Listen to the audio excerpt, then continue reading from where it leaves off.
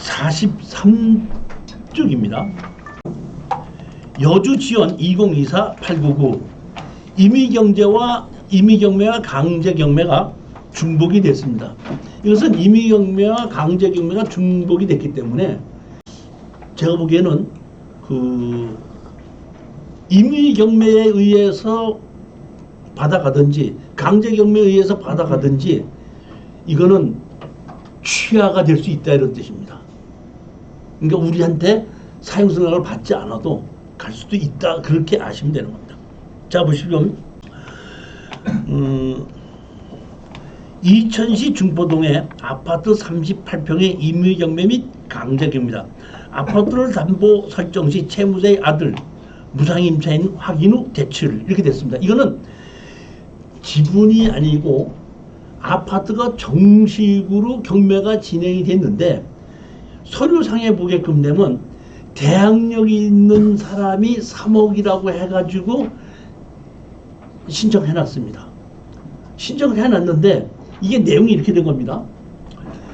여기 은행에서 대출을 받을 때에 거기에 전입자가 있으니까 은행에서 전입자가 어떻게 됐냐 했더니 이거는 세입자 아니고 무상거주인이라고 무상거주인이라는 걸 받아가지고 설정을 하고 대출해 줬어요. 그랬는데 아무 문제가 없다가 어떤 사람이 강제경매로 나왔단 말이에요. 강제경매로 나오다 보니까 이 강제경매를 그러니까 원래 주인하고 여기 산 사람하고 제가 보기에는 관계가 있는 사람이에요. 이게 보면 그랬더니 이 강제경매 나온 걸 방지하기 위해서 뭐라 하면 세입자가 있는 걸로 해서 자기가 세입자를 만들어 가지고 전입한 걸로 해갖고 3억이라는 것을 대항력을 행사한 거예요. 그러니까 정식 임의경매 없이 이렇게 강제경매로만 나왔으면 이게 먹히는 거예요. 그런데 이렇게 해서 강제경매로 진행되다 보니까 대항력이 3억이 있다 보니까 가격이 하락하잖아요. 그러다 보니까 어차피 기준 권리에 의해서 여기는 그 설정한 은행에서 배당을 받아야 되는데 가격이 너무 하락하니까 자기들이 다 돈이 안 들어오게 생겼거든. 그러다 보니까 은행에서 야 우리는 이게 뭐야 여기에 있는 세입자가 무상으로 적립하자는 것이 있다 해갖고 집어넣은 겁니다. 그러니까 여기에 가짜 세입자는 강제경매를 대상으로 만들어 놨는데 가짜 경매 세입자가 때문에 정식으로 설정한 것이 피해가 보다 보니까 거기서 무상세입자라고 집어넣기 때문에 우리는 이것이 대항력이 있는 임차인이 없는 걸로 보고 입찰에 들어가도 되기 때문에 제가 추천한 겁니다. 여기 보시면 감정 가격이 얼마죠? 5억 5,700이 얼마까지 하락했죠? 2억 7,200까지 하락을 했습니다. 아파트입니다. 여기 이천 시내 중심가에 있는데 이렇게 아파트인 건데 여기 보시면 기준권리가 있죠. 여기요? 4억 3,800이죠. 근데 가압류가 있죠. 2억이 있죠. 그러다 보니까 강제경매로 이 가압류가 집어넣습니다. 그러니까 강제경매 집어넣으니까 임의경매에서 다시 청구를 얼마 했어요? 4억 2,200을 하게끔 된 겁니다. 그렇기 때문에 이거는 강제경매, 임의경매가 중복이 됐다. 그러니까 강제경매로 해서 여기 보면 2억을 했다가 청구를 하다 보니까 자 보십시오. 여기 보면 신고조사 이렇게 돼 있죠. 보증금 얼마로 돼 있죠? 여기 3억으로 돼 있죠. 현황 점유자가 지금 3억으로 되고 대항력이 있는 걸로 나오지 않습니까? 여기 보면 최누구가 있고 여기 전세 보증금 3억으로 만들어 놨지 않습니까? 이 내용을 제가 정리했습니다. 권리신고및 배당 요구서는 배당 요구 후 종기 후 제출됨. 다시 말하면 여기 세입자가 배당 요구를 했는데 배당 요구 종기일 후에 배당 요구를 했기 때문에 배당이 안 나가기 때문에 이 사람은 대항력을 행사하겠다 이런 뜻입니다. 낙찰자에게. 임차인 최누구는 임대인에게 임대차 보증금을 지급을 주장하고 신청 채권자 ESI 제10차 유동화 전문 유한회사는 임차인 최누구에 대한 2025년 7월 29일자 임차인 배당 배제 신청서 제출. 그 이유는 임차인 최누구는 부 최누구의 명의로 작성된 무상거주 확인서 첨부. 강제경매가 있고 임의경매가 있는데 설정을 하고 돈을 빌려줄 때에 전입자가 있으니까 이 전입자가 얼마였으니까 물어보다 보니까 그럼 무상전입자다 하니까 무상전입자로 확인을 받고 설정하고 돈을 빌려줬다 이런 얘기입니다. 빌려줘서 그대로 있다가 강제경매가 나오다 보니까 여기에 있으신 분이 왜? 자기가 가짜로 전입자를 만들어 신고를 하다 보니까 가격이 워낙에 하락을, 그러니까 지금 ESI 유동화 회사라고 넘겼는데 이게 어디서 이제 가격이 너무 하락하니까 유동화 회사로 넘긴 겁니다. 넘기기 전에 어떤 은행에서 정식으로 무상 전입자라는 걸 확인하고 돈을 빌려준 거라는 얘기. 그러니까 자기네들이 돈 다 못 받게 생겼으니까 무상 전입자라는 걸 법에다 제출한 겁니다. 그러니까 아무 문제 없이 그대로 낙찰을 받아도 되는데 여기 보면은 쉽게 얘기하면 이런 얘기입니다. 강제 경매는 2순위고 임의경매가 1순위죠. 그러니까 1순위에서 배당받아가니까 배당받아가고 배당받을 게 없는 강제경매는 10원도 못 받아가는 거예요. 그러니까 이거는 강제경매로 진행되는 게 아니라 배당을 받아가는 임의경매로 보면 되고, 임의경매에 의해서 신청한 곳이 무상임차인이라는 것이 있기 때문에 아무 문제가 없다. 제가 여기 여러분이 보시게끔 해서 등기부등본을 축소해갖고 이렇게 만들어놨으니까 오늘 강의는 안 하더라도 집에서 한번 자세히 보시면 이렇게 된 내용이라고 알 수 있을 겁니다. 50쪽을 보겠습니다. 광주지방법원 2025-158 강제경매 2분의 1 지분. 광주광역시의 2분의 1 지분 매각이 감정가격이 1억 8,600이라는 얘기는 3억 5천짜리의 아파트가 5,400만 원 때문에 경매가 나왔는데 제가 보니까 부부가 거주하고 있더라고요. 그러니까 1억 8,600이라는 얘기는 3억 5천짜리 아파트를 부부가 거주하고 있기 때문에 5,400만 원 정도의 값은 취하를 시킬 수 있지 않을까 이렇게 보는 겁니다. 자, 여기 보시면 이렇게 아파트가 여러 개가 있는데 요 번지수에 있는 거고 요겁니다. 102동 보면 있고 광주 시내에 있는 것 같아요. 이렇게 돼 있고 권리 분석을 보게끔 되면 기준 권리가 얼마에 1억 7,800이 있습니다. 그러니까 기준 권리가 이미 설정이 돼 있고 청구 금액이 얼마? 5,400만 원입니다. 근데 여기 보시게끔 되면 얼마죠? 보면 양누가 있고 임누가 있고 주소가 같으죠. 주소가 같고 77년생이고 83년생이다 그러면 제가 보기에는 그 침대를 같이 쓰시는 분들이 있기 때문에 그 같은 몸의 2분의 1 지분이 경매로 나왔기 때문에 이 사람들은 약 3억 5천짜리 이 아파트를 그대로 거주하기 위해서는 이것을 갚아야 되지 않을까 이런 생각에 추천을 한 겁니다. 자, 이번에는 55쪽 보시겠습니다. 이것도 제가 보면은 돈이 좀 될 수 있는 물건이라고 생각합니다. 의정부 지방법원 2024-84970 강제경매입니다. 건물은 매각 제외고 토지 95.99평 강제경매입니다. 건축물 관리대장은 현재 살고 있는 사람이 토지의 지분을 4분의 1 가지고 있는 사람이 자기가 토지는 지분으로 갖고 있지만은 건물을 자기가 지어서 자기가 살고 있는 겁니다. 그러니까 아까도 지분 경매에서 가장 중요한 것이 주인 노릇을 하는 사람이 있느냐인데 여기는 정확하게 주인 노릇을 하는 사람이 있고 그 주인 노릇을 하는 사람이 건물 전체의 주인이라는 뜻입니다. 그렇기 때문에 이 사람은 이 건물을 그대로 자기가 유지하기 위해서는 내 지분을 다시 사는 것이 거의 맞다 이런 뜻입니다. 그러면 만약의 경우에 그 사람이 내 지분을 사지 않는다 그러면 어떻게 되느냐면은 법정지상권이 있죠. 같은 건물 주인과 땅 주인이 집이라도 같이 갖고 있으니까 있기 때문에 지료는 계속 줘야 되는 겁니다. 그러면 지료를 주면서 버틸 수 있지 않느냐 생각을 할 수가 있는데 4분의 1 지분을 내가 갖고 그 지료를 받은다 그러면은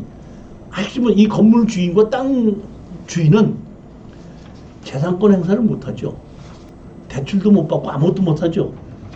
그 상태로 얼마까지 지료를 주면서 버티겠느냐 이런 뜻이기 때문에 제가 보기에는 가까운 시대에 금전이 없으면은 지료를 주면서 좀 버틸 수는 있지만 근본적으로는 내 땅을 다시 사야 되는 것이 맞다고 생각했기 때문에 추천한 겁니다. 누군지 몰라도 낙찰을 받았다가 잔금을 내지 않아 가지고 20%입니다. 자, 여기 보시게끔 되면 누가 냈죠? 여기 보면 1억에 떨어진 것에 1억 4,700까지 낙찰을 받았는데 우리는 지금 얼마까지 하락했죠? 7,600까지 하락했죠. 제가 오늘 이번에 추천 물건 중에서 다른 사람이 낙찰을 받았다 미납한 것을 제가 좀 했는데 다른 사람이 낙찰을 받았다 미납한 게 좋은 거예요, 나쁜 거예요? 좋은 겁니다. 아예 좋은 게 아니고 돈이 내기 좋은 건데 쉽게 얘기하면 다른 사람이 낙찰 받았다 미납된 것이 권리 분석에 아무도 없다 그러면 다른 사람들은 입찰이 안 들어오니까 최저 가격에 들어가도 된다 이런 뜻입니다. 그런 면으로 봐서 권리 분석만 문제가 없을 때는 더 유리하다 이렇게 보시면 됩니다.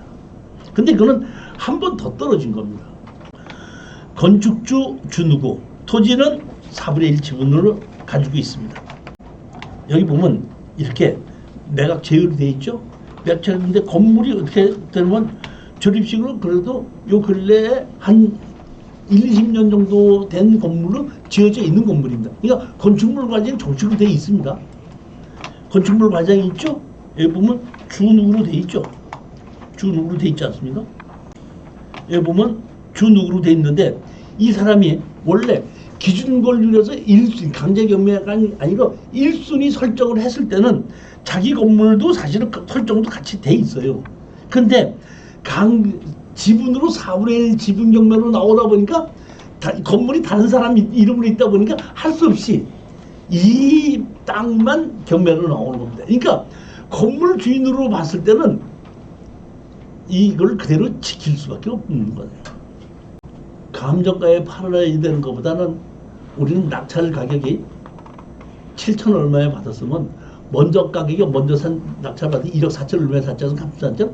그런 정도만 주고라도 건물 주인한테 약 이 정도만 준다 팔을게 하면은 협상을 한다는 얘기예요.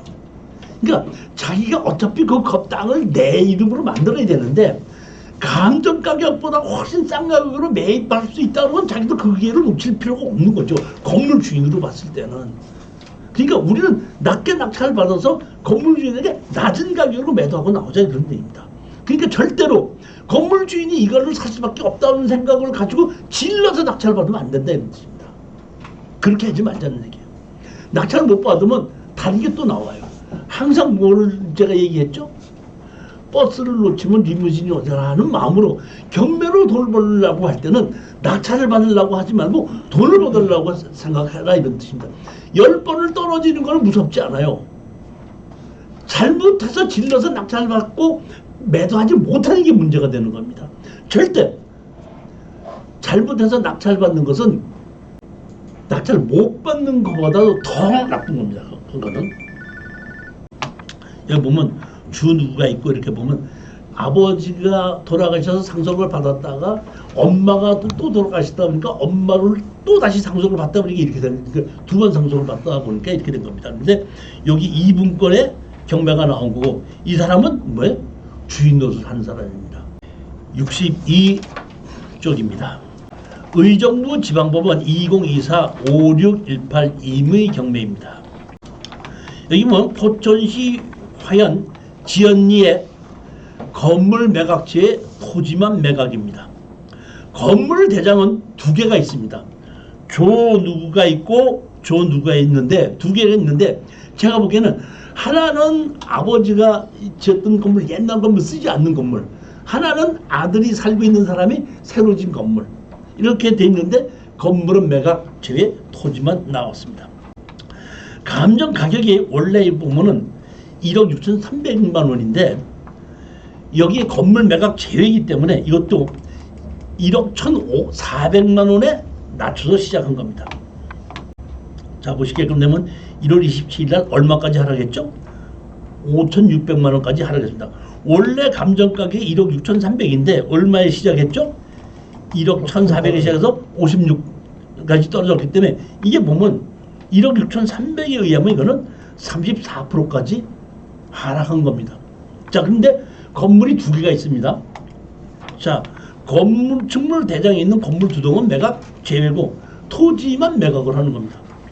여기 보시면 건물이 이렇게 두 개가 있습니다. 항공사진 보면. 그러니까 앞에 빨간 건물이 있고 뒤에 옛날 건물이 있습니다. 여기 보면 이 앞에 빨간 건물이 있고 여기 뭐가 있죠? 태양열 하는 시설도 있죠. 그리고 제가 보기에는 이 앞에 건물은 수리를 좀 한 걸로 보이죠. 그러면 건축물 과정이 조도로 되어 있습니다. 이게 이렇게. 근데 또 하나 보면 이렇게 보면 이건 집이 살고 있지 않은 거죠. 안 살고 있어 보이잖아요. 그 건축물 과정이 조두인데 이건 언제 하는 거죠? 43년도잖아요. 43년도면 언제죠?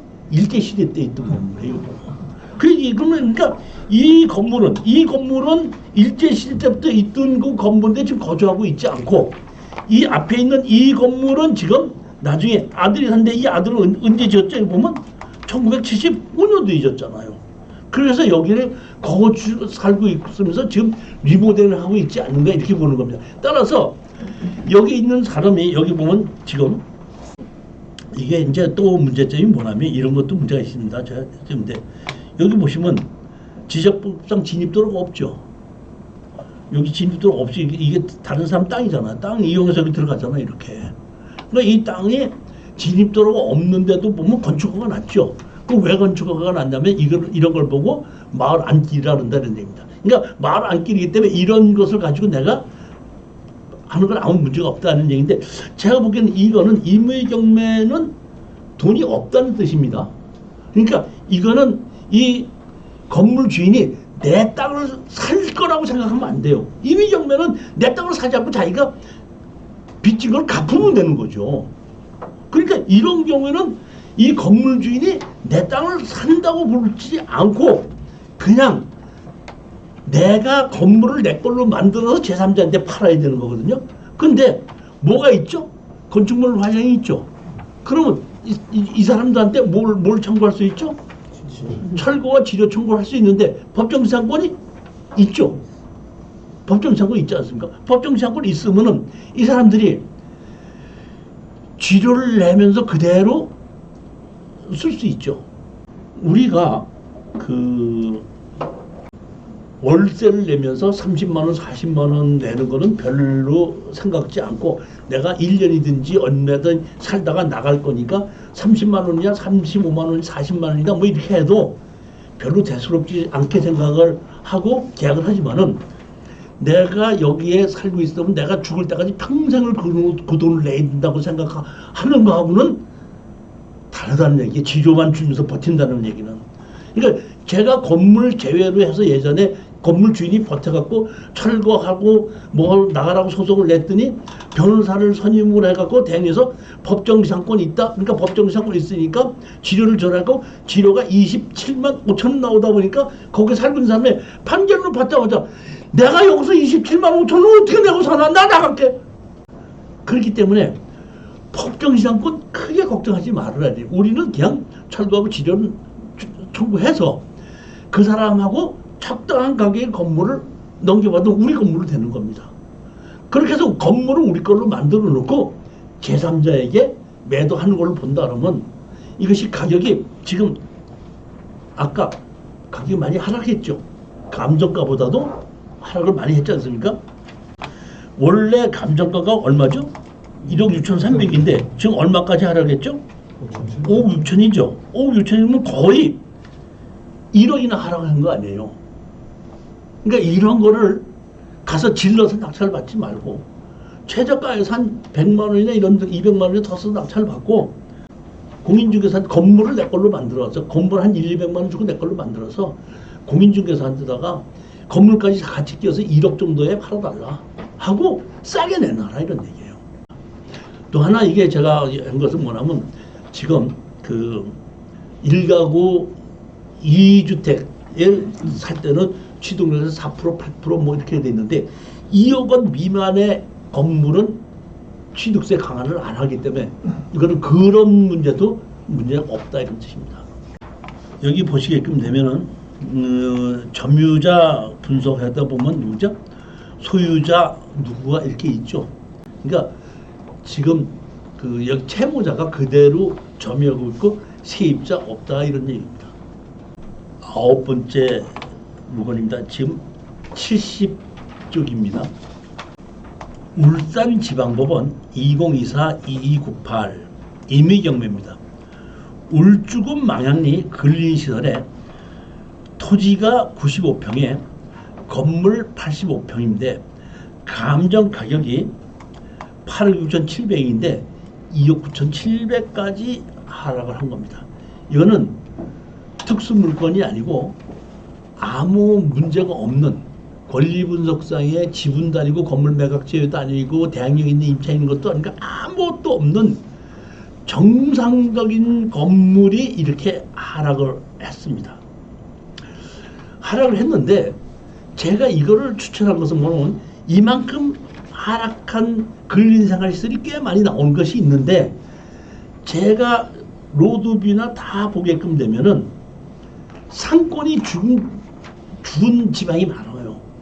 그렇기 때문에 34%까지 하락했어도 상권이 죽어 있는 그 근린시설은 제가 추천을 안 합니다.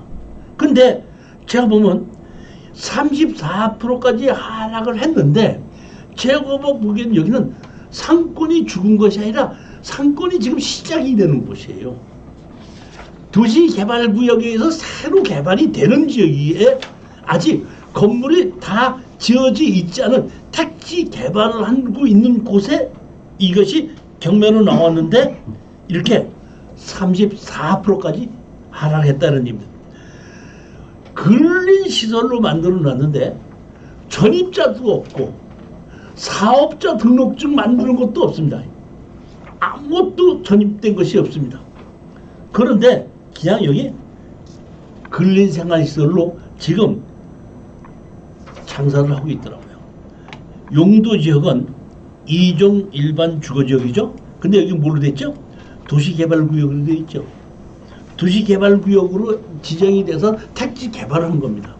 그러니까 지구단위 계획에 의해서 한 것인지 도시개발구역에 의해서 했다 이렇게 보시면 되는 겁니다. 여기 보면 이렇게 돼 있죠.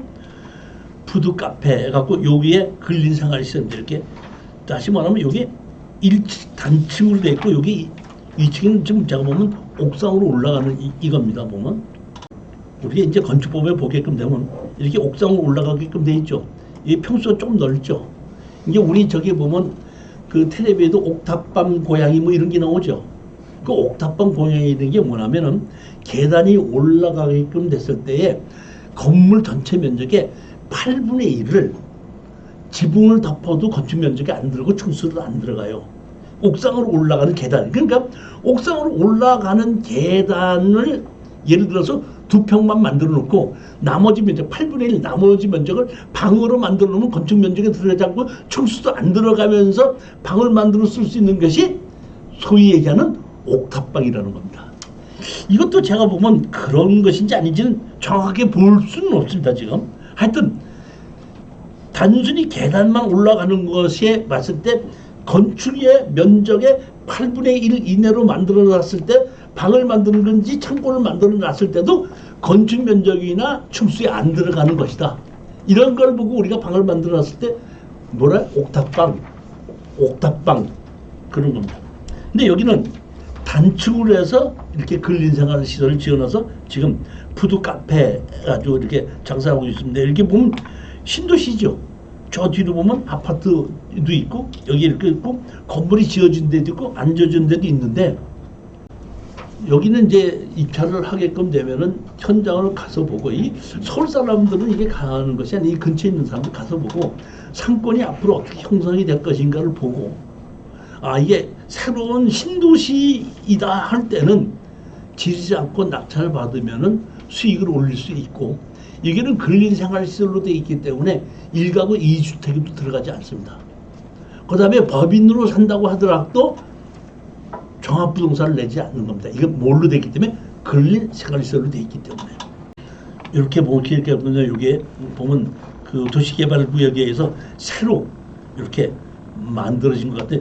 여기 뭔지 모르겠는데 이게 군사시설은 중요한 시설이기 때문에 이게 한국 사진 이렇게 가린 것 같아요. 보면 기준권리가 여기 보게끔 되면 뭐가 있죠? 12억 얼마가 있고 청구를 10억 했다는 얘기는 이 얘기는 보면 건물이 하나가 아니라 그 옆에 건물을 같이 동시에 설정해갖고 같이 경매로 진행되는 게 아닐까. 공동담보 중에 한 물건이라 이렇게 보시면 되는데 이 한 물건 가지고 이렇게 설정하고 이렇게 했을 수가 없죠. 여기 보시면 전입세대 없음. 그 다음에 세무서에 상가 건물 임대차 현황서 이런 거 해당 사항 없음.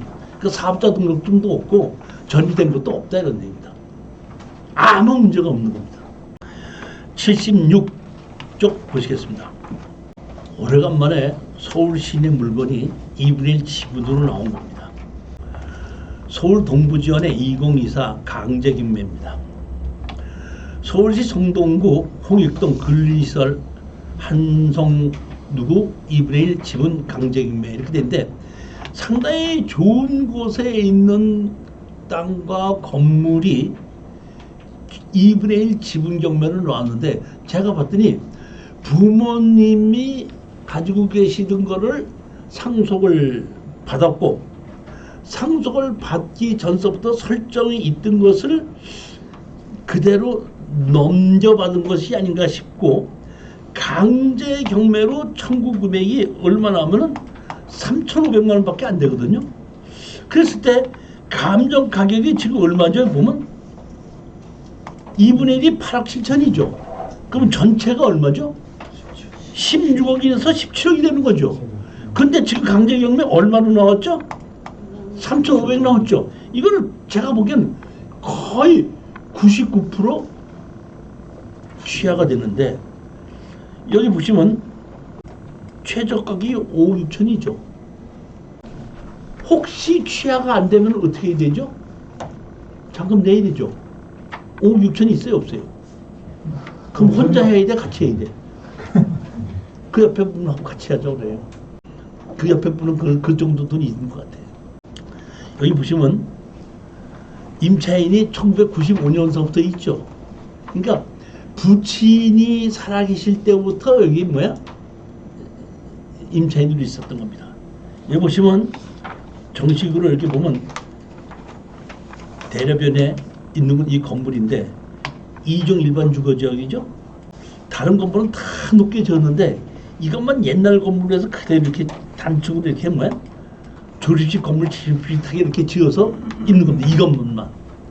그러니까 옛날에 이 건물을 가지고 계신 노인네 분들이 내가 뭘 이거를 건물을 짓고 그 지금 이 나이에 뭘 할 게 있냐 그냥 이대로 있다가 세나 주고 있다가 하자 해갖고 그냥 그대로 뒀고 상속을 받았고 상속을 받은 사람들도 그냥 그대로 옛날에 있던 사람 그대로 두고 있던 그런 것이 아닌가 싶어요. 그래 보면 이렇게 경제 정밀해갖고 뭔가 이렇게 하고 있는 것이 있죠. 이런 것을 그대로 쓰면 95년도 쓰고 있다는 게 30년 동안 그대로 하고 있다는 뜻입니다. 건축물 관리장을 보면 두 사람 이름으로 다 돼 있죠. 이렇게 누가 여기 보면 근저당 설정이 이렇게 돼 있는데 이 근저당 설정은 상속받기 전서부터 근저당 설정이 돼 있는 거라 이런 뜻입니다. 상가 건물 임대차상 700만 원에 대하여 보면 있습니다. 이렇게 보면 이렇게 하고 월세를 주는 곳이 있다 보니까 여기에 있는 거 보면 1,200만 원, 60만 원에 대항력이 있는 것이 있죠. 그러면 예를 들어서 우리가 여기 1,200만 원에 있는데 월세를 다 낼 수도 있고 안 낼 수도 있죠. 그러면 여기서 이제 제가 그 다음 달 특수 경매를 할 때 제가 이걸 설명해 드리려고 하는 것 중에 하나를 오늘 미리 설명을 드리는데 예를 들어서 여기에 우리 2분의 1 지분을 낙찰 받은 사람이 대항력이 있다 그랬죠. 대항력이 있으면 내가 낙찰을 받으면 2분의 1 내가 낙찰을 받았죠. 그럼 여기 있는 그 세입자가 나한테 돈 달라고 그럴 수 있어 없어요? 정확하게 그러니까 제가 이 특수경매를 강의를 하려고 하는 게 그거예요. 보면 이걸 알아야 되는 건데 대항력이라고 그랬죠. 대항력이 뭐예요? 돈 받을 수 있는 권리예요? 대항력이 뭡니까? 안 나올 권리. 대항력이라는 것은 내 전세 보증을 받을 때까지 그대로 이 자리를 점유할 수 있는, 다시 말해 유치권과 같이 점유할 수 있는 권리지 돈을 받을 수 있는 권리는 아닙니다. 내가 돈을 받기 위해서는 이 사람이 내가 전세 보증을 저 사람 안 주니까 소송을 해서 판결문을 받으면 채권이 돼요. 근데 소송을 하고 뭐하고 오래 걸리다 보니까 주택임대차법에서 소송을 하지 않고도 그대로 버틸 수 있는 권한을 주는 겁니다. 그러면 세에 들어간 사람은 먼저 주인이 돈이 없다 보니까 경매는 날렸지 않습니까? 경매는 날렸는데 판결문 받아서 돈 준 사람한테 돈 내놓으라고 그래서 나 돈 없는데 그러면 판결문 받아도 돈 자기 전세금을 좀 받아요, 못 받아요? 못 받는 거 아니에요. 그러니까 누구한테 받냐면 돈 있는 사람한테 받아야 되거든요. 돈 있는 사람이 누구야? 새로 낙찰 받은 사람. 그러니까 그 사람이 내 돈 줄 때까지 뭐 한다? 나는 버틸 수 있다. 대항력이라는. 그러니까 우리의 이 지분경매에 있어서 대항력이 있다고 상당히 걱정을 많이 하는데 특수경매에서 그 원칙을 알게끔 되면 지분경매가 있어서 대항력이 되기 때문에 가격이 하락한다면 그게 우리가 돈을 벌 수 있는 기회가 되는 거예요. 따라서 제가 특수경매에 입문을 하기 위해서 이런 거를 정확하게 알아야 된다는 뜻입니다. 그렇기 때문에 그런 내용을 제가 강의를 하려고 12월 6일 날 특수경매에 대해서 핵심 요지만 제가 5간 특강을 하겠다는 것이, 아까 땅만 낙찰을 받았는데 건물 세입자가 대항력이 있을 때 땅한테 대항력을 행사하느냐 못하느냐, 그 다음에 대항력, 지분으로 낙찰을 받아서 대항력이 있을 때 우리가 낙찰 받은 사람한테 이 사람이 돈을 내놓으라고 그럴 수 있게 없냐. 제가 예전에 한 작년 아닌가 올 한 봄인가 오는데 전화가 한 사람이 와서, 제가 그 뭐 특수경매 강의하시는 그 누구라 그래서 그냥 질의를 한번 하는데 좀 가르쳐 주십시오 했더니 뭔데 그랬더니 제가 실수로 대항력 있는 건물의 지분들을 4분의 1을 낙찰을 받았는데 제가 권리분석을 잘해서 실수를 한 겁니다.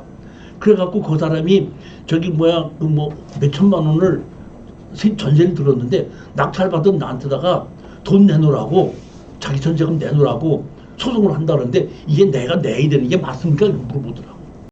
뭐라 그랬죠? 채권이 아니라 그랬죠. 뭐 하라고 그랬죠? 대항력이 있죠.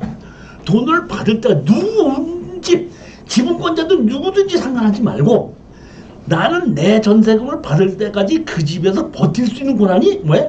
대항력이지. 내 돈 내놔라 할 수 있는 건 채권이 아니라는 겁니다. 대항력이라는 겁니다. 여기는 뭐가 있다는 거야? 대항력이 있다는 겁니다. 쉽게 해서 여기 보면 1200만 원에 60만 원이라고 그랬죠.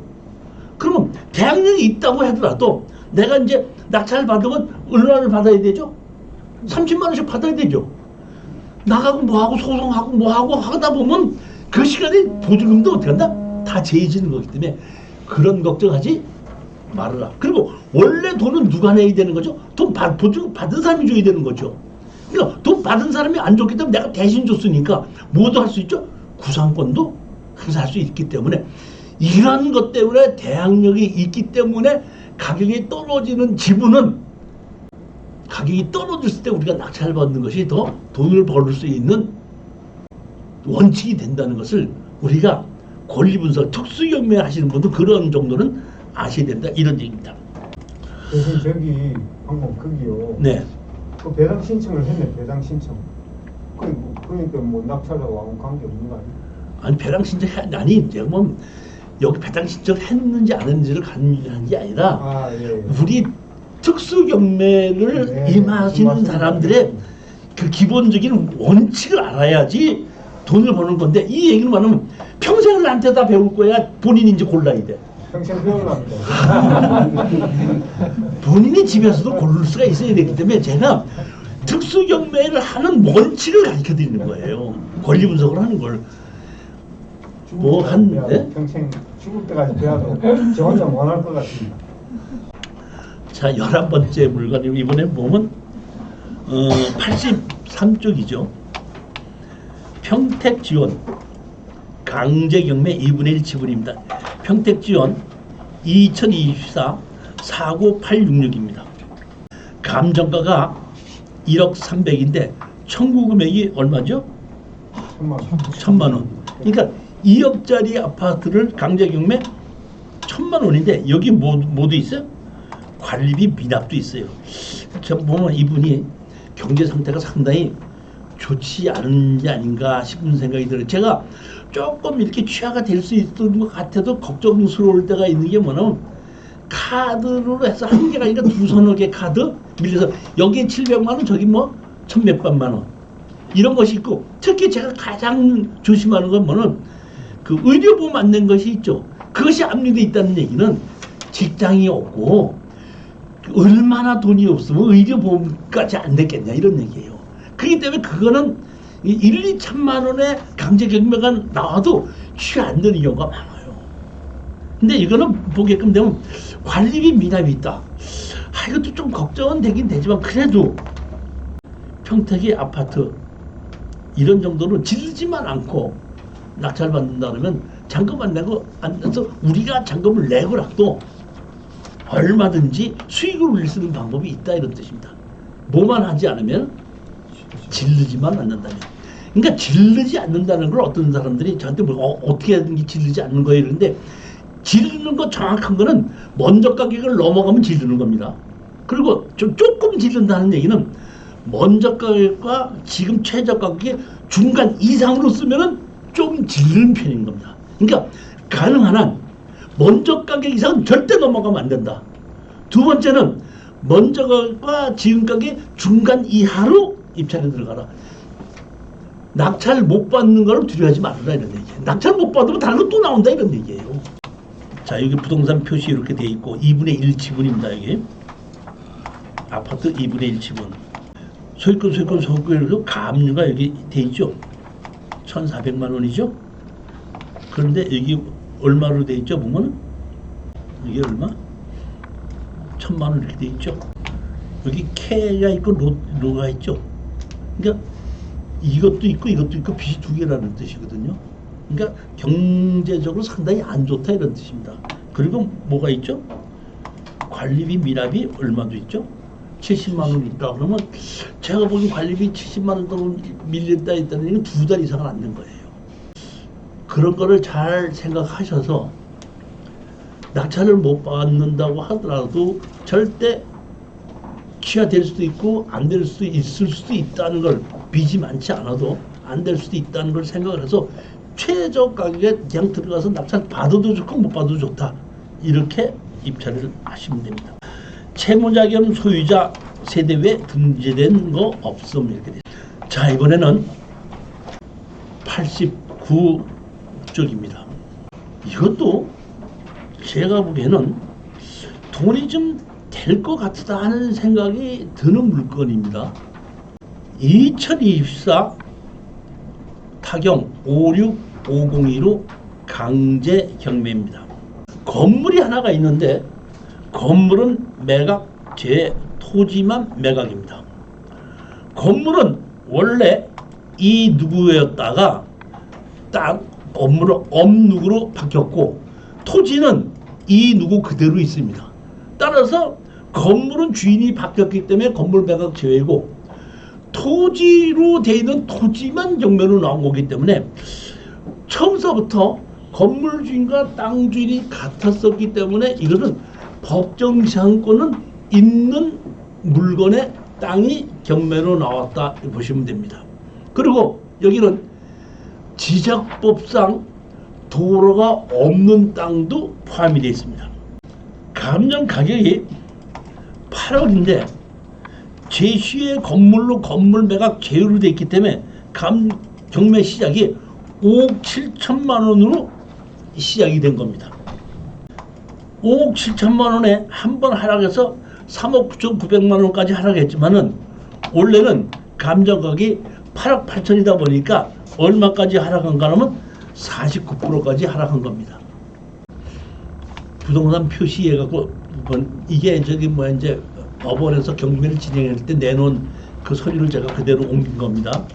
일괄 매각 이 사건 토지상에 소재는 제시의 건물 13 토지상에 소재하는 이 단독주택 목록 13 토지상에 소지하는 한편 건물 한 동 및 목록 3 토지 사이에 소지하는 컨테이너 한 동 주차시설 비닐하우스 한 동은 각 평가 및 매각에서 제외함.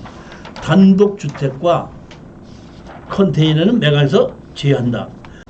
2층 단독주택 및 목록 3에 소지하는 판넬 건물 한 동으로 인하여 토지 소유권 행사가 제한받는 경우를 감안한 감정가격입니다. 주식회사 스페이스 하우스로부터 바닥 시멘트 포장 및 보도 블록과 경계석 설치 담당 축조 공사 및 관련받지 못한 공사비 채권 1억 8,600만 원을 위한 유치권 신고가 있으니 그 성립 여부는 불분명합니다. 그러니까 유치권 신고도 있다 이런 얘기입니다. 이렇게 세 필지가 경매로 나온 겁니다. 용도 지역은 계획관리 지역이고 여기에 이렇게 건물이 있죠. 건물인데 여기 현황 도로 있습니다. 여기 보면 아까도 봤듯이 여기 보면 여기에 세 필지인데 여기 도로가 없죠. 여기 도로 없지 않습니까? 여기 도로 없잖아요. 여기 세 필지인데 이렇게 세 필지인데 여기에 도로인데 이 도로 꼭지만 붙어 있잖아요. 그러니까 사실 보면 우리 이 땅에는 보면은 지적법상 도로가 없습니다. 그런데 여기 보시면 이렇게 집이 있고 여기 현황 도로가 여기 있죠. 그러니까 여기까지 꼭지로 돼 있는 이 땅이 우리가 낙찰을 받는 데인데 꼭지로 잡혀져 있는데 실질적으로 현황을 보게 되면 우리 땅 옆에 현황 도로가 있다 이런 뜻입니다. 있는데 보면 이게 아까 이건 매각 제외라고 그랬죠. 건축물 관리장이 이렇게 있죠. 누구 이름이 바뀌었죠. 근데 건축물 현황도를 보시게 되면은 여기 보면은 우리 뒤에 있는 땅이 있고 앞에 땅이 있고 여기 쪼가리 땅이 있죠. 여기 이렇게 삼각 쪼가리 땅 그리고 여기 앞에 땅이 있고 뒤에 땅이 있지 않습니까? 근데 여기 있는 우리 삼각 쪼가리 땅까지 현황을 포함해서 이거를 건축법상 도로를 인정해서 건축허가를 받았다고 배치대에 나와 있죠. 그러니까 이런 걸 보고 무슨 도로? 마을 안길 옛날 쓰이기 때문에 우리 땅 일부를 포함해서 여기서 꼭지만 붙어 있지만 현황 도로로 돼 있기 때문에 정식으로 이 건물을 짓을 때 정식으로 허가를 받은 건물이기 때문에 지적법상 도로가 없어도 건축법상 도로는 있다는 뜻이거든요. 그러니까 그런 염려는 안 하셔도 되는 물건이다 이런 얘기입니다. 따라서 우리로서는 이거를 가지고 청구를 하려면은 자 여기 보게끔 되면 가처분이 있죠. 가처분을 해놨는데 여기 보면 이 누구가 돼 있고 가처분을 누가 했죠? 장누구가 했죠. 그래놓고 가처분 한 사람이 청구를 했죠. 그러니까 자기가 가처분을 해놓고 가처분하는 사람이 경매를 집어넣었기 때문에 선순위 가처분은 이거는 말소 대상이라는 얘기이기 때문에 이 가처분도 여러분 신경 쓸 필요도 없다. 그럼 뭐가 문제냐? 진입법 그러니까 지적법상 도로가 없는 것도 걱정이 없다. 그러면 우리는 해결해야 되는 게 딱 하나예요. 뭐냐면 땅 주인으로서 건물을 내 걸로 만들어야 되겠죠. 건물인데 땅 주인과 건물 주인이 같으죠. 같았기 때문에 법정 이상권이 있지 않습니까? 법정 이상권이 있으니까 우리는 그 사람을 상대로 해서 철거와 지료 소송을 내면은 똑같이 그 사람은 법정 이상권이 있다 하고 버틸 수가 있는데 자, 이 사람이 지료를 보통 보면 지금 지료를 감정하게끔 되면 3%에서 4%거든요. 그러면 우리는 지금 얼마를 하는 거죠? 4억에 만약에 4억 5천을 주고 샀다고 가정하십시다. 4억 5천에 사면 감정가격이 얼마였죠? 아까? 8억이죠. 그러면 우리가 3%에서 4%가 지료가 된다면 감정가격을 갖고 지료를 한다면 우리는 7%에서 8%의 정도에 내면 이거는 100만 원대가 넘어가기 때문에 법정 지상권이 있다는데 이 건물 주인이 나 지료를 내면서 버티겠습니다 할 수 있는 그러한 정도 금액이 아니라는 겁니다. 여기는 김포거든요. 서울하고도 가까운 곳이기 때문에 한번 이런 것도 투자해 볼 만은 한 건데 또 뭐가 문제죠? 대출 안 해주거든요. 대출 안 해줍니다. 그것 때문에 이것도 같이 마음에 맞는 사람들하고 손 붙잡고 공동 투자하는 것이 맞다 이렇게 보시면 되는 겁니다. 특수경매에서는 대부분 대출을 안 해줘요. 대출을 안 해주니까 오늘 여러분들 이렇게 오셨는데 마음에 드시는 분 있으면 이렇게 보고 있다가 소주나 한번 같이 하시다 해갖고 같이 사로 이렇게 얘기해보고 마음에 드시면은 그럼 같이 나하고 한번 투자 한번 해봅시다 이렇게 하면 되는 거예요. 보면 강제경매가 지금 보면 8억 8,700이기 때문에 이거는 취하 가능성은 거의 없다고 보는 거죠. 여기에 유치권이 또 하나 있다 그랬는데 자 보십시오. 여기 부동산 점유관계입니다. 유치권이 뭐 할 수 있는 권리죠? 선생님, 유치권 뭐 하는 권리예요? 유치권이 뭐 할 수 있는 권리죠? 점유할 수 있는 권리입니다. 붙들고 있을 수 있는 권리죠. 언제부터 해야 되죠? 제일 먼저 경매가 시작이 되면 뭐부터 한다 그랬죠? 압류부터 한다 그랬죠. 압류 이후에 점유는 안 된다고 얘기했죠. 그러니까 어떤 사람들은 그런 걸 모르고 가만히 있다가 낙찰을 받았다 그러면 그때부터 가서 점유하는 사람이 있어요. 그럼 뭔지 경매에 대해서 뭔지 모르는 사람이기 때문에 그렇게 얘기하는 것인데 그렇지 않고 이미 감정평가사 같은 현황조사서에 뭐가 없어? 점유자가 없다는 얘기는 유치권은 인정이 안 된다 이런 뜻이에요. 왜? 제일 먼저 경매가 시작하려면 법원에서 압류부터 하고 압류 이후에 한 것은 전부 다 되지 않는다 이런 뜻입니다. 이번에는 96페이지에 공장입니다. 공장인데 이것도 누군가 한 사람이 낙찰을 받았다가 잔금을 내지 않아 가지고 20%에 진행이 된 거고 먼저 번에 최저 가격이 6억 7천만 원이었었는데 잔금을 내지 않아서 재경매로 신청한다는 얘기는 이분이 6,700여만 원 정도를 날렸다 이런 뜻입니다. 그런데 이분이 얼마의 낙찰을 받았죠? 9억 7천에 받았죠. 9억 7천에 받아갖고 이 사람이 경매가 물건이 좋은데 대출을 받으려고 하다 대출이 잘 안 되다 보니까 잔금을 못 낼 수도 있거든요. 못 냈다가 나중에 재경매가 나왔는데 대출해준다 하게끔 되면 이거를 대출금을 내서 취하를 시켜야 돼. 다시 낙찰을 받아야 돼. 최저가로.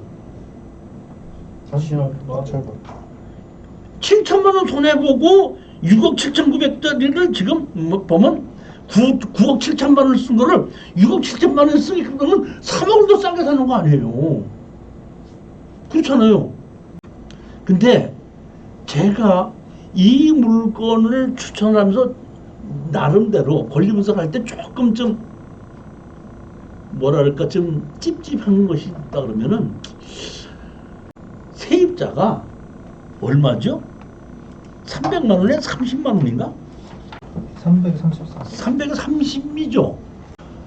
아니 여기에 건물이 3동이나 되는데 이 건물 3동을 쓰면서 한 동을 썼는 건지 3동을 썼는지 모르겠지만은 보증금 300만 원에 30만 원씩 받는다는 얘기는 임대가 잘 안 나간다는 얘기인가? 뭐 이런 걱정이 조금 스럽기 때문에 여러분들은 이거를 입찰에 들어가려면 반드시 입찰 현황을 가서 근처에 있는 공인중개사한테다가 이게 임대를 얼마로 줄 수 있는가를 확인을 해보는 것이 맞습니다. 그러니까 금연에 대해서는 제가 조사를 안 한 거죠. 그냥 서류상으로만 조사를 했기 때문에 그런 건 아닌데 여기 화성이거든요. 아니 어디죠? 화성이죠. 화성에 공장이 이렇게 그 임대가 잘 안 나가지 않고 화성이 하도 공장이 무분별하게 많이 들어오기 때문에 화성에서 개발행 허가 제한 지역이라고 만들어 놓고 공장 허가를 당분간 작년까지인가 중지했던 적도 있습니다. 하도 공장이 많이 들어오다 보니까. 그리고 지금 유일하게 대한민국에서 인구가 늘어난 것이 화성이에요. 그런데 건물을 이렇게 지어 놨는데 이것이 수백만 원에 30만 원밖에 안 간다? 한동에 30. 네, 한동이라고 써 있어요. 세 동이면 한가임 차이 내가 한동. 30만 아니, 원. 그래도 내가 보기엔 싸다 이런 얘기죠. 가봐야 1,000만 원에 100만 원이잖아요. 너무 좀 감정 가격에 의해서 너무 싸지 않는가 이런 생각이 들기는 하고, 세 동이다 보니까 한 사람한테 쓰지 않고 세 명은 나눠서 세를 줄 수도 있거든요. 그런 면으로도 상당히 좋은 걸로 보는데, 이거는 반드시 입찰에 들어가시려면은 그곳에 공장을 세 주시는 분들하고 합의를 해서 물어보고 입찰에 들어가라는 얘기입니다. 세 동 중에서 한 동은 호이스트가 없습니다. 근데 나머지 두 동은 이렇게 오버헤드 크레인에 호이스트가 있는데, 뭐 누가 현장 답사를 가봤더니 이 호이스트는 없다고 그러더라고요. 그러니까 오버헤드 크레인이 있고 그 다음에 호이스트는 이 오버헤드 크레인이 비싼 것이지 여기 호이스트 자체는 그렇게 비싼 것이 아니기 때문에 제가 보기엔 그런 걸로는 크게 문제가 되지는 않고, 경매로 진행된다고 보니까 세입자가 경매로 진행되는데 이거를 여기 오버헤드 크레인 있는데 호이스트는 내가 사서 달았기 때문에 가져갔다 이럴 수도 있거든요.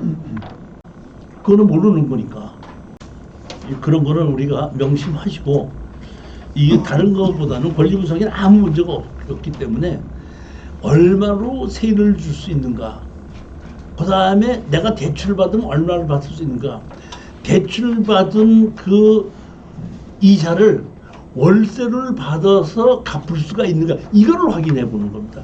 그걸 확인해 보고 월세를 가지고 대출 받은 금액의 이자를 월세로만 낼 수 있다 그러면 내 돈 어느 정도만 집어넣고 팔릴 때까지 이자를 내는 것이 없이 그대로 버틸 수 있는 시간이 1년이든지 2년이든지 버틸 수 있다는 얘기는 상당히 좋은 얘기거든요. 그러니까 그런 것만 확인하고 입찰에 들어가시기를 바라는 겁니다. 104쪽입니다. 남양주 지원입니다. 남양주 지원 2024-921 임의경매입니다. 남양주시 화도읍이라 그러면은 상당히 그 수도권으로 괜찮은 곳인데, 이것도 특수 경매가 아니고 권리 분석상 아무 문제가 없는 토지 건물 전체 매각인, 감정 가격이 5억 8천짜리가 1억 9,600만 원까지 하락을 한 건물입니다. 근데 여기 보시면 누군가가 1억 9,600 들어가는 걸 얼마에 낙찰을 받았죠? 3억 1,700에 낙찰을 받았죠. 2등이 얼마죠? 2억 5,300이죠. 근데 미납을 했죠. 얼마까지 하락했는데 1억 9,600까지 하락한 걸 얼마를 썼다고요? 3억 1천. 그리고 미납을 했죠. 그리고 2등이 얼마를 썼죠? 2억 5천 2억 5,300 썼죠. 제가 보기에는 짐작입니다. 확실히 그렇다는 얘기는 제가 조사했다는 얘기는 아니고, 경매에서 컨설팅을 해 주시는 분들이 그 뭐라 그러죠? 기쁨조를 만들어서 하는 경우가 있거든요. 그러니까 높은 가격의 낙찰을 받아서 해야지 자기가 컨설팅 비용을 받을 수가 있는데, 2등하고 차이가 너무 나게끔 되게끔 되면은, 그러니까 낙찰을 받아야지 컨설팅 비용도 받는 거 아니에요? 그러다 보니까 할 수 없이 그분이 1등하고 2등하고의 차이를 좀 줄이기 위해서 어차피 보증금 집어넣다 돌려받는 거니까. 입찰 가보셨어요? 낙찰되지 않은 거는 보증금 봉투도 뜯지 않아요. 그러니까 입찰 보증금도 없이 저기다 신문지 잘라서 넣고 그냥 입찰 다른 사람이 2억 들어간 거 아니까 나는 1억 9천에 들어갔다 그냥 돈을 받아오면 되는 거예요. 가격만 쓰는 거고 2등으로. 그걸 보고 뭐라 그런다고요? 기쁨조. 기쁨조. 제가 보기엔 그런 것이 아닌가 싶어요. 왜냐하면 1억 9,600만 원까지 하락한 걸 이렇게 높게 쓸 리가 없다 이런 거. 그리고 잔금 안 낼 미납할 리가 없다 이런 뜻입니다. 제가 보기에는 그렇다 이런 얘기죠. 제가 이런 거를 여러 번을 보고 저도 초창기에 한 10몇 년 전에는 추천 물건하고 낙찰 받으면 컨설팅 비용을 받겠다 보니까 본의 아니게 조금 높게 쓰라는 마음이 생겼는데 나도 가만히 생각해 보니까 아니 내가 싸게 살게 주겠다고 골라놓고 높게 쓰라는 얘기는 앞뒤가 안 맞잖아요. 그래서 이거는 내가 그렇게 해서는 안 되겠다 싶어갖고 아예 컨설팅 비용 안 받고 그냥 1년 치수강료를 그냥 110만 원 받고 낙찰 받든지 말든지 본인이 알아서 쓰고 저는 최단대로 가격을 낮춰서 들어가라 하고 낮춰서 받고 나면 그렇게 해서 저하고 낙찰 받아도 컨설팅 지금 주고받는 것이 없어야지 낙찰을 받고도 편안하게 저한테 낙찰 받았다고 얘기하고 그때는 어떻게 처리하라고 도와줄 수 있고 이런 관계가 만들어야 되기 때문에 없애버린 겁니다. 뭐 누군가를 봤더니 이종실이가 뭐 특수경매 사기를 치지 않느냐 그러면 사기를 치려면 뭐는 돈을 받는 게 있어야 되거든요. 그럼 내가 여러분들한테다가 이거를 강제로 들어가라 그래서 이런 물건이 있다고 얘기했어요. 그 다음에 낙찰 받으면 내가 돈을 달라고 그랬어요? 뭘 밥을 달라고 그랬어요? 저는 뭐 하는 거예요? 특수경매 내 나름대로에 골라가지고 권리 분석을 해드리는 거고 입찰에 들어가고 얼마에 들어가는 건 여러분 스스로 결정하는 거예요. 들어가든지 안 들어가든지 결정하는 거. 안 들어가도 아 특수경매 권리 분석은 이렇게 하는 거구나 하고 공부하는 마음에서 1년 동안 들으시는 분들이 있다 이런 뜻이에요. 그걸 가지고 무슨 사기 우는 1년은 아니지 않느냐 이런 생각을 그냥 제 나름대로 하는 겁니다. 자, 이거는 특수경매 물건이 아닙니다. 도로가 하나가 있고 대지가 있고 건물이 있습니다. 자 보면 여기 보면 하나 이게 보면 하나는 보면 대지가 있고 도로가 있고 전 있죠 전. 그러니까 여기에 전이 293제곱미터이기 때문에 이거는 330제곱미터 그러니까 1000제곱미터가 안 되게끔 되면 주말농장으로 보는 거기 때문에 주택 옆에 이렇게 주택 옆에 여기에 보면은 전으로 해서 농지 취득 자격증 면서를 발급받아서 제출해야 되는데 이거는 택지로 해서 아직 건물은 안 지어졌기 때문에 전이지만 사실은 이 전부 다를 낙찰을 받아서 이거는 다른 사람에게 건물 질 사람에게 매도하면 되는 겁니다. 그렇게 하고 옆 앞에 뭐예요? 도로 지분이 같이 있다 보니까 여기에는 아무 문제가 없는 겁니다. 그러니까 이렇게 돼서 두 필지고 도로에 한 필지입니다. 그러니까 하나는 이거는 뭐예요? 전으로 농지 취득 자격증이 필요하고 이거는 토지 건물 전체고 이렇게 해서 진행된 건데 얼마까지 하락했다고요? 34%까지. 누가 도와준 거죠? 먼저 낙찰 받고 잔금 안 내신 분이 도와주다 보니까 여기까지 하락한 겁니다. 그러니까 어떻게 보면 이런 물건이 우리로서는 투자할 때 더 좋은 물건이라고 보시면 됩니다. 용도 지역은 계획 관리 지역입니다. 여기 뭐 항공사진 보면 여기 전원주택지 이렇게 있는 곳이죠.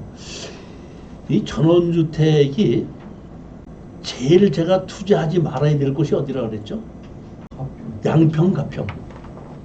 거기는 아주 그러니까 공장인 없이 전원 생활을 하러 들어가는 사람이고 이렇게 화도나 이렇게 뭐 이런 곳에는 그래도 그 자기 직장이 있으면서 야 아파트가 아니고 어떤 분은 그래도 땅을 밟고 살아야지 어떻게 시멘트만 밟고 살아 하시는 분들이 사신 곳이 있기 때문에 그런 면으로 보면 조금 괜찮지만은 이것도 전원주택은 전원주택입니다. 전원주택을 제가 투자하지 말라고 그러는 이유가 가장 큰 이유가 뭐예요? 자, 생각해 보셨어요? 제가 전원주택 투자하지 말라고 그러잖아요. 왜? 아니, 부동산이 올라가는 거는 땅 가격이 올라가는 거거든요. 전원주택 땅값이 올라가는 게 없어요.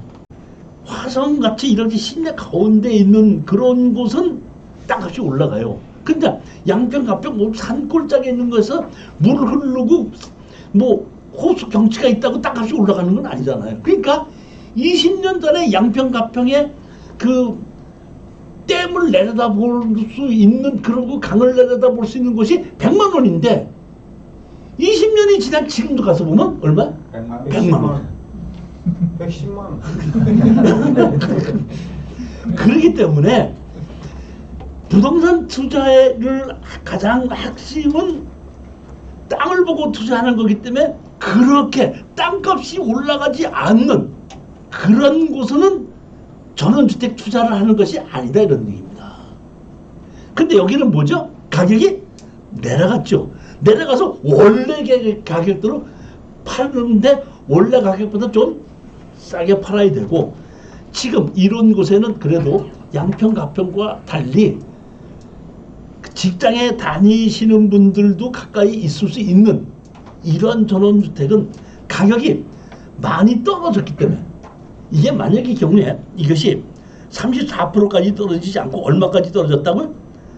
49%까지 떨어졌다고 하더라도 저 추천 안 합니다. 근데 34%까지 떨어졌기 때문에 추천했는데 또 가서 49%에 가서 또 질러서 산다는 얘기예요. 그러니까 제가 이렇게 추천 물건을 고르는 그 원인을 정확하게 판단하면은 저한테다가 이거를 얼마에 써야 될까 이 생각하지 말라 이런 얘기입니다. 최저 가격에 낙찰을 받으려고 하는 것이 아니라 돈을 벌려고 하는 마음에 내가 폐차를 해도 좋다. 이 가격 이상은 내가 안 쓰겠다는 확고한 신념을 자기가 가지고 입찰에 들어가야지 되는 것이지 현장 가서 어떤 분은 저한테 그래서 교수님 제가 이거 하사인데 입찰 가격을 두 개를 써가지고서 이걸 낼까 하는데 이렇게 해서는 지금 경매로 돈 버는 시기가 아닙니다. 그건 옛날 얘기입니다. 왜? 권리 분석을 잘할지 모를 때 권리 분석하는 사람이 별로 없을 때 아무 문제가 없는 것도 가격이 떨어질 때 그때는 이렇게 할 수도 있죠. 지금은 경매 권리 분석을 몰라가서 가격이 떨어진 경우는 없다는 겁니다. 자, 오늘 이렇게 해서 14개까지인데 실질적으로는 아까 5번이 2개였으니까 15개였습니다. 보면. 그리고 아까 제가 초창기에 그 다른 강의를 좀 했기 때문에 지분 경매 같은 경우에 빨리빨리 진행을 했기 때문에 여러분이 교재를 보시고 정확하게 권리 분석을 다시 한번 해보세요. 그러니까 제가 지분 경매 있는 곳에 아파트 뭐 이런 거는 핵심 얘기만 한 거거든요. 12월 첫째 주 토요일 날에는 특수 경매 강의를 준비를 하고 있으니까 한번 생각을 해보시고 우리 김희주 이사나 저한테다가 문자로 주시면은 교재하고 제가 준비를 하겠습니다. 물론 이번에 4번째 주에도 또 똑같은 더 좋은 물건, 지금보다 더 좋은 물건을 가지고 여러분들 찾아뵙겠다는 것을 약속드리고 또다시 다시 한번 말씀드린 것은 낙찰을 받으려고 하지 말고 돈을 벌 생각을 버스를 놓치니까 리무진이 오더라. 이 마음을 항상 머릿속에 집어넣고 임하셔야지 입찰에 들어가셔야지 수익을 올릴 수 있다. 오늘 여기까지 말씀드리고 강의 끝마치도록 하겠습니다. 안녕들 들어가십시오.